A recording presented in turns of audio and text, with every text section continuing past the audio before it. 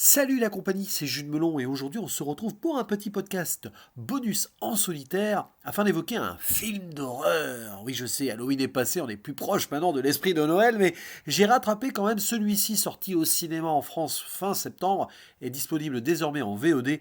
Je veux bien sûr parler de Smile, réalisé par Parker Finn, je crois que c'est son premier long métrage, et avec au casting dans le rôle principal la fille de Kevin Bacon, Sosie Bacon, qu'on avait vu dans 13 Reasons Why jusqu'ici. À ses côtés, quelques actrices et acteurs pas forcément connus. Citons quand même la présence de Kyle Gallner, qu'on a pu voir plus tôt cette année dans Scream, qui n'était pas vraiment Scream 5, mais bon, quand même un peu.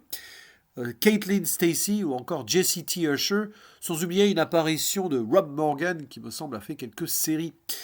Et pourquoi je parle de ce film déjà? Parce que j'ai quelque chose à dire dessus, forcément, sinon je me tairais.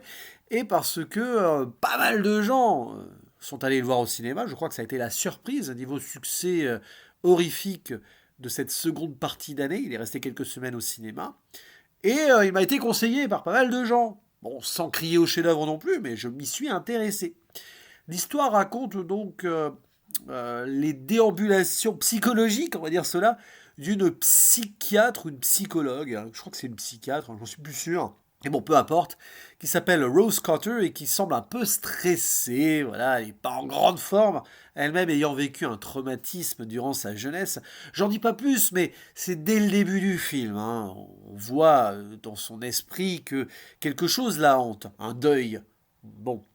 Et à un moment, elle va croiser le chemin d'une de ses patientes qui ne va pas bien du tout, une certaine Laura, qui a été témoin du suicide de son prof et qui depuis se dit harcelée, stalkée par une sorte d'entité qui sourit. Et elle en devient complètement cinglée. Et à tel point que devant sa psychiatre, cette jeune femme va tout simplement se faire très très très très mal. Bah oui, elle va se suicider parce qu'elle ne peut plus supporter cela. Et forcément, après cela, Rose ne va pas aller bien du tout. Déjà que elle avait un passif pas évident à ce niveau-là. Et bah, elle va elle aussi se retrouver suivie par cette entité, on ne sait pas trop, qui sourit, comme si une malédiction se propageait et se passait d'une victime à l'autre, reprenant ici un concept à la Ringu, film japonais qui a eu ses remakes, ses suites, où on regardait une cassette vidéo et après on mourait si on ne réglait pas le problème sous une semaine. Et bah là c'est à peu près pareil, elle va devoir survivre, ce qui n'est pas évident parce que jusqu'ici, grosso modo, les précédentes personnes qui ont subi cela n'en sont pas revenues. Ou alors, il y a une exception que je ne vais pas évoquer ici, mais c'est pas plus glorieux, disons. Et donc, c'est la descente aux enfers d'une jeune femme qui déjà souffre pas mal et qui va se rappeler d'ailleurs cette catastrophe du passé en parallèle avec ce qu'elle vit sur le moment. Peut-être même que certains liens vont être faits ou pas. Et on va quand même se poser la question, durant tout le film, s'il s'agit donc d'une entité, oui, démoniaque, ou d'une hallucination, ou d'une folie contagieuse, une représentation, il y a l'allégorie du deuil, de la culpabilité. Ouh là là, on peut en faire plein ici de théories. Mais attention, ce n'est pas un film qui va jouer trop là-dessus, sur les mystères et les rebondissements, même si à la fin, il y en a un qui n'en est pas vraiment un, disons qu'on voit tout venir, mais c'est quand même construit de façon suffisamment intelligente pour que ce film m'ait plutôt happé.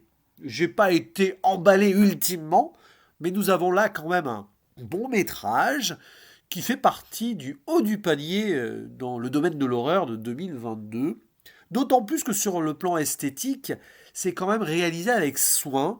Il y a un petit côté, entre guillemets, hein, j'aime pas le mot, mais je le dis quand même, arty, qui va rappeler le travail d'Ari Aster, quelques moments de caméra qui prennent de l'ampleur, des retournements aussi pour justement mettre en image la psychologie compliquée du personnage principal et nous rentrer dans l'atmosphère de son esprit, parce qu'il est évident qu'ici on va beaucoup jouer sur l'esprit de Rose et halluciner ou pas avec elle, vivre ou non ce qu'elle vit vraiment, enfin vous m'avez compris quoi.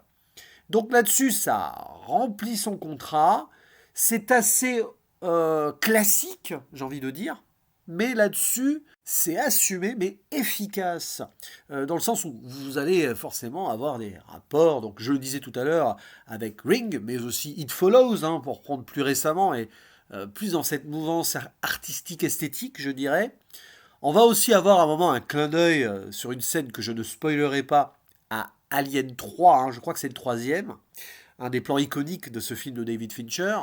Donc oui, Parker Finn, il joue très bien le jeu derrière la caméra, il maîtrise son sujet, d'autant plus qu'il scénarise le tout, et il rend l'ensemble malaisant. Voilà, il y a un malaise qui s'installe avec un truc tout simple, le sourire. Et c'est vrai que des fois, quand vous voyez des gens sourire sans trop savoir pourquoi, ça peut renvoyer à quelques peurs où on se demande ce que la personne a derrière la tête. Et ici, ça fonctionne très bien sur ces apparitions. Alors évidemment, on ne fait pas l'écueil du traditionnel jump scare, même si ici c'est plutôt bien géré. Voilà, il y en a quand même trois quatre qui font bien le café, clairement. D'autres qui sont peut-être plus dispensables, mais globalement, je n'ai pas poussé un petit soupir de oh, encore ce genre de truc en regardant le film. Donc c'est déjà ça. Et il est surtout porté par l'actrice principale, Suzy Bacon, qui se débrouille bien parce qu'elle joue parfaitement cette jeune psychiatre en perdition. On souffre pour elle, on souffre avec elle, parce que on sait déjà qu'il y a ce problème, on va dire, familial. D'ailleurs, elle croise sa sœur et ça ne va pas s'arranger pour plein de raisons. On vient à la plaindre de ce qu'elle vit parce que personne ne va forcément la croire autour d'elle. Il y a son petit ami qui très vite se détache du danger qu'elle représente. Elle va voir son ex qui est devenu policier, enfin qui était policier, mais bon, aussi, donc rapprochement et tout. Et elle va faire sa propre enquête avec cet agent de police sur le terrain, essayer de remonter justement la boucle, parce qu'il y a cette idée de transmission, de cercle justement. Et on va en apprendre plus sans trop non plus creuser. Alors, c'est peut-être le défaut global de l'ensemble, mais tu as l'impression que Parker Finn, il a fait son petit malin ici, en se disant si ça fonctionne, je pourrais toujours en faire une suite, voire même un préquel ou un spin-off.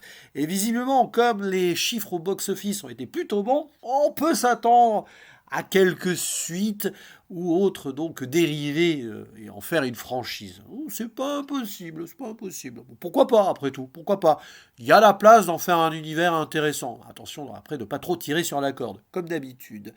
Mais bon, au-delà de l'histoire, c'est l'aspect traumatique, moi, qui m'a plu, avec cette gestion d'un choc émotionnel, on va dire enfantin, d'un protagoniste qui a eu du mal à se construire ou qui s'est construit là-dessus par défaut, qui ici se voit comme poursuivi par le destin quelque part, qui a un lien ou non avec ce qu'elle vit d'ailleurs.